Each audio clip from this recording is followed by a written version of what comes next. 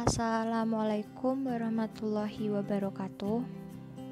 Perkenalkan, kami dari kelompok 2, kelas IPA 1. Di mata kuliah gelombang dan optik, kami akan membahas tentang superposisi dan interferensi gelombang. Sebelumnya, izinkan kami untuk memperkenalkan diri terlebih dahulu. Kelompok 2 beranggotakan yang pertama Laila Rahmawati, yang kedua Seliana Agus Sulfiani, yang ketiga Siti Sundari, yang keempat Natasha Viva Aulia Jannah, dan yang kelima Indah Alfiah Nur. Nah, pada materi kali ini kita akan membahas tentang superposisi gelombang. Di superposisi gelombang, yang pertama ada pengertian superposisi gelombang, yang kedua prinsip superposisi gelombang, yang ketiga sifat gelombang yang berkaitan dengan superposisi gelombang, dan yang keempat aplikasi superposisi gelombang. Nah, selanjutnya kita akan membahas juga tentang interferensi gelombang.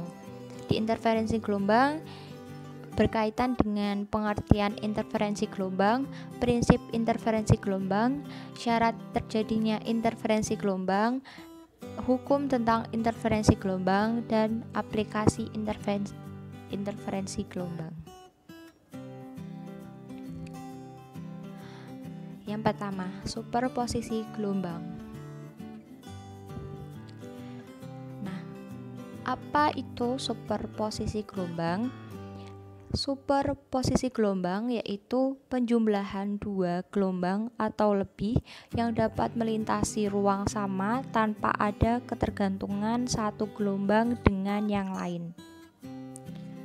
Elastisitas medium akan mempengaruhi bentuk gelombang yang dihasilkan. Misalkan pada suatu benda yang dilakukan dua gelombang sekaligus, yaitu gelombang B dan C, bentuk gelombang B memiliki amplitudo AB sama dengan 2AC dan periode TB sama dengan 2TC.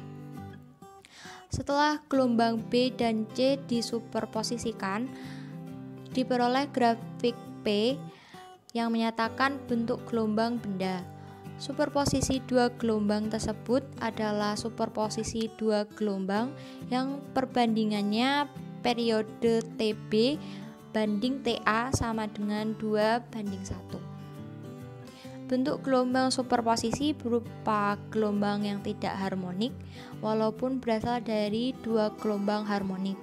Bentuk gelombang superposisinya dari dua gelombang yang memiliki frekuensi yang sama dan dibedakan sebagai berikut, yaitu C-fase dan berlawanan C-fase. Ya, apa itu C-fase? C-fase adalah jika dua gelombang pada saat yang sama selalu memiliki simpangan yang bertanda sama, dikatakan dua gelombang tersebut memiliki fase yang sama atau biasa disebut dengan sefase. Kedua gelombang ini saling menguatkan atau nilai amplitudo gelombang yang dihasilkan dari superposisi gelombang menjadi lebih besar dari nilai amplitudo masing-masing gelombang. Nah, sedangkan berlawanan fase adalah jika dua gelombang pada saat yang sama selalu memiliki simpangan yang bertanda berbeda, dikatakan kedua gelombang tersebut memiliki fase berlawanan. Kedua gelombang ini saling melemahkan. Nah, jika amplitudo kedua gelombang sama, setiap saat simpangan panduan itu bernilai 0. Sedangkan jika terdapat N gelombang dengan simpangan Y1 XT hingga YN XT yang merambat bersamaan dalam medium yang sama, maka simpangan total titik-titik dalam medium memenuhi persamaan sebagai berikut, Y dalam kurung XT sama dengan Y1 dalam kurung XT ditambah Y2 dalam kurung XT ditambah dan seterusnya YN dalam kurung XT. Gelombang yang mengalami superposisi merambat dalam arah yang berlawanan, misalkan gelombang pertama merambat ke kanan dengan persamaan Y1 dalam kurung XT sama dengan A sin 2pi per T besar min 2pi X per lambda. Dan gelombang kedua merambat ke kiri dengan persamaan Y2 dalam kurung XT sama dengan A sin dalam kurung 2pi T per T besar ditambah 2pi X per lambda. Nah, di mana Y1 XT sama dengan simpangan pertama yang merambat ke kanan. Dan Y2 XT sama dengan simpangan kedua merambat ke kiri. A itu sama dengan amplitudo, T sama dengan periode, dan lambda itu panjang gelombang, T sama dengan waktu, dan X sama dengan jarak atau posisi. Nah, perbedaan arah rambat gelombang dibedakan oleh tanda di depan suku 2pi X per lambda. Tanda negatif digunakan untuk gelombang yang merambat ke kanan dan tanda positif untuk gelombang yang merambat ke kiri. Superposisi kedua gelombang yaitu menjadi Y dalam kurung XT sama dengan A sin dalam kurung 2pi T per T besar min 2pi X per lambda ditambah A sin dalam kurung 2pi T per T besar ditambah 2pi X per lambda. Dengan menggunakan identitas trigonometri pada persamaan di atas, gelombang hasil superposisi dapat ditulis sebagai berikut, yaitu Y dalam kurung XT sama dengan 2A dalam kurung sin 2pi T per T besar dikali cos 2pi X per lambda ditambah cos 2pi dikali 2pi T per T besar dikali sin 2pi X per lambda. Nah, yang selanjutnya ada prinsip superposisi gelombang. Menurut Hans C.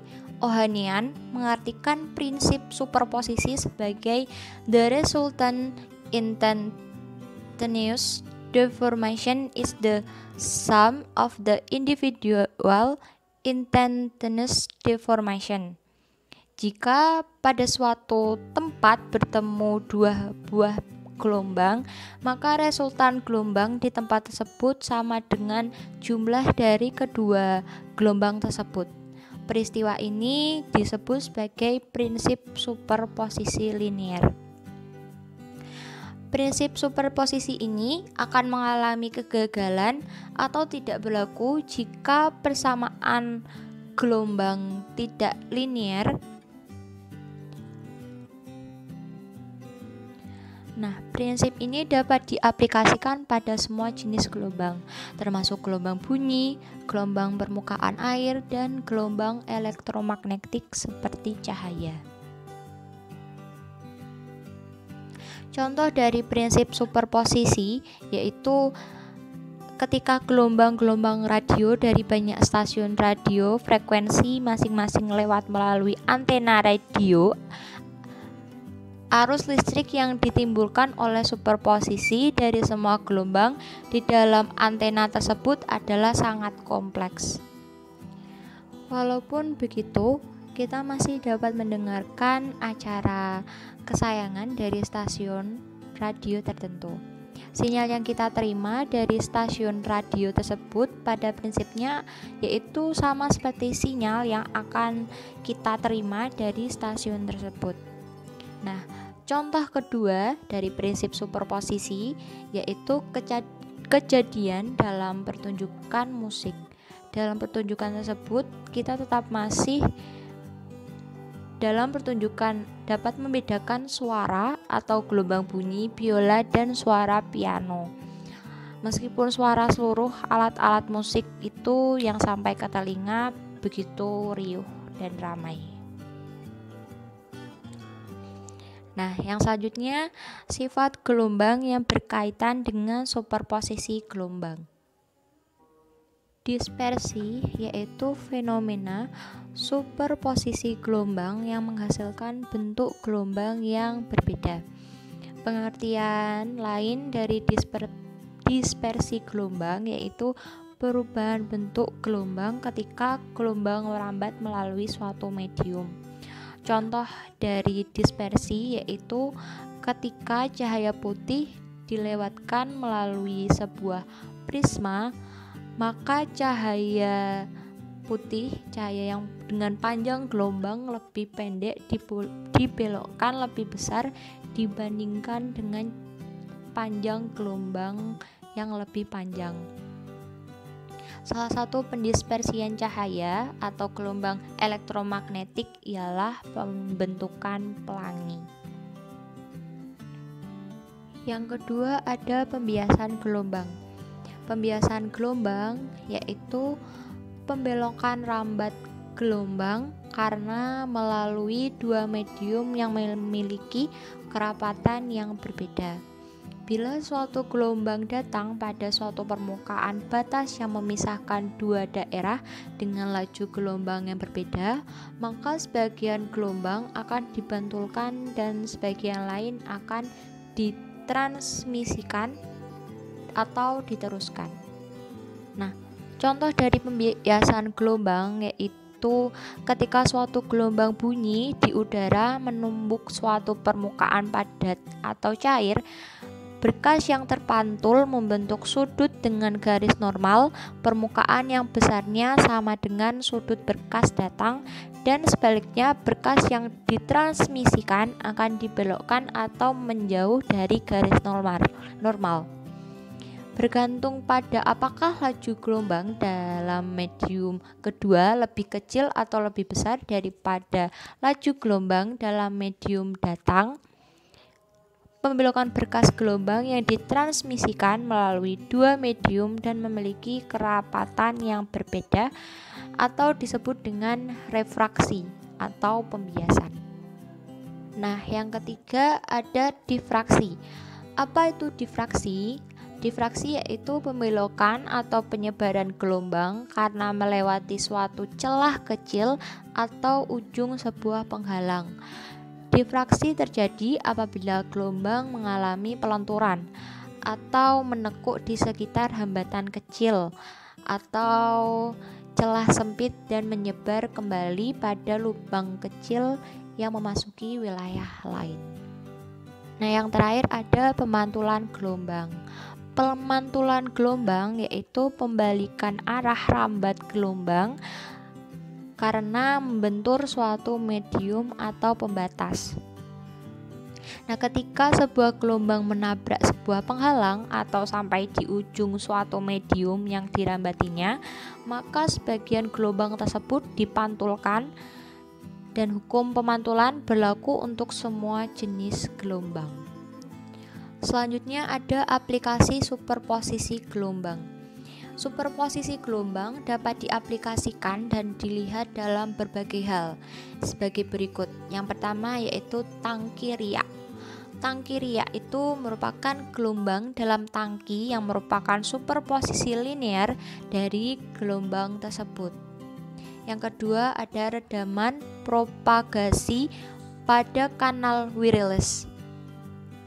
Pada titik penerima akan menerima sinyal yang berupa sinyal langsung dan sinyal pantul dari berbagai objek. Pada komunikasi mobile, refleksi disebabkan dari lintasan. Koefisien refleksi dan sudut gelombang pantul yang berubah magnitud dan fasanya yang tergantung datangnya. Antara sinyal langsung dan sinyal pantulan berbeda amplitudo dan fasanya. Antara gelombang langsung dan gelombang pantul akan saling menghilangkan jika keduanya memiliki magnitudo yang sama serta berbeda fase 180 derajat. Yang ketiga ada interferometer. Interferometer ini yaitu kejadian di mana dua atau lebih gelombang berjalan pada bagian yang sama dan dalam waktu yang bersamaan. Hal tersebut menyebabkan terjadinya superposisi dari gelombang dan menghasilkan pola intensitas baru. Nah, kita memasuki interferensi gelombang. Nah, apa itu interferensi gelombang? Interferensi gelombang yaitu kombinasi sejumlah gelombang yang terpisah di medium yang sama dan menghasilkan gelombang yang resultan. Interferensi dapat bersifat membangun dan juga dapat merusak. Nah, arti dari interferensi yang membangun itu jika beda fase kedua gelombang yang sama dengan 0, sehingga gelombang baru yang terbentuk adalah penjumlahan dari kedua gelombang tersebut dan menghasilkan orde terang. Nah, sedangkan yang bersifat merusak jika interferensi gelombang itu beda fasenya adalah 180 derajat, sehingga kedua gelombang saling menghilangkan dengan menggunakan konsep fase yang dapat kita katakan bahwa yang pertama interferensi konstruktif dan interferensi destruktif. Nah, apa itu interferensi konstruktif? Yaitu bila kedua gelombang yang berpadu memiliki fase yang sama dan menghasilkan pola terang amplitudo gelombang paduan sama dengan 2 kali amplitudo tiap gelombang. Interferensi ini bersifat membangun. Yang selanjutnya interferensi destruktif, yaitu bersifat merusak jika beda fasenya adalah 180 derajat, sehingga kedua gelombang saling menghilangkan. Prinsip dari interferensi gelombang yaitu jika pada suatu tempat bertemu dua buah gelombang, maka resultan gelombang di tempat tersebut sama dengan jumlah dari gelombang. Peristiwa ini disebut sebagai prinsip superposisi linear. Gelombang-gelombang yang terpadu akan mempengaruhi medium. Kemudian, pengaruh yang ditimbulkan oleh gelombang-gelombang yang terpadu ini disebut dengan interferensi gelombang. Apabila yang bertemu adalah bukit dengan bukit yang amplitudonya masing-masing A, maka amplitudo yang terbentuk akan menjadi A plus A sama dengan 2A. Nah, ini disebut sebagai superposisi yang konstruktif atau menguatkan. Amplitudo yang terbentuk pun berupa bukit yang lebih tinggi. Yang kedua, apabila yang bertemu adalah lembah dengan lembah yang amplitudonya masing-masing A, maka amplitudo yang terbentuk akan menjadi A plus A sama dengan 2A. Ini juga disebut superposisi yang konstruktif.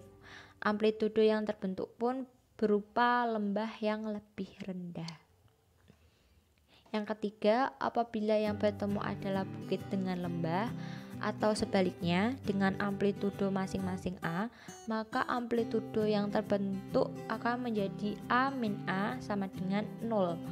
Disebut sebagai superposisi destruktif. Hasilnya tidak akan terbentuk amplitudo, atau jika dilakukan pada tali, maka tali akan datar pada sumbu X. Syarat terjadinya interferensi gelombang bila cahaya yang berasal dari dua sumber harus bersifat koheren. Interferensi dapat terjadi jika kedua cahaya memiliki frekuensi yang sama. amplitudo yang hampir sama dan terjadi pada cahaya yang terpolarisasi linier atau yang lain. Thomas Young membuat dua sumber cahaya dari satu sumber cahaya yang dijatuhkan pada dua buah celah yang sempit. Satu sumber cahaya dilewatkan pada dua celah yang sempit sehingga cahaya tersebut melewati celah berupa dua sumber cahaya yang baru. Nah, hasil dari interferensi yang berasal dari dua sinar yang koheren akan menghasilkan pola gelap dan pola terang.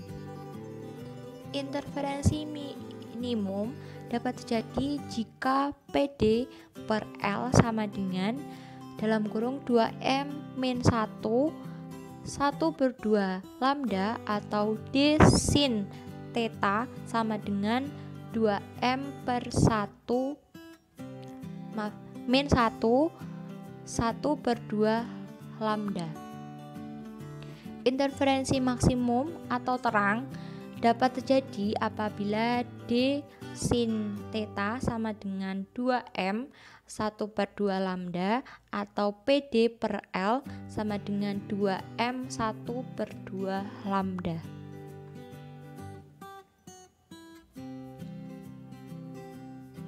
Hukum dari interferensi gelombang yaitu hukum Fresnel-Arago. Bila sumber memancarkan cahaya putih, maka komponen merah berinterferensi dengan merah, biru dengan biru, dan seterusnya. Pola interferensi akan dapat terlihat jelas bila sumber mempunyai amplitudo yang hampir sama atau sama. Daerah pusat dari pola terang atau gelap dapat menunjukkan interferensi yang konstruktif atau destruktif yang sempurna.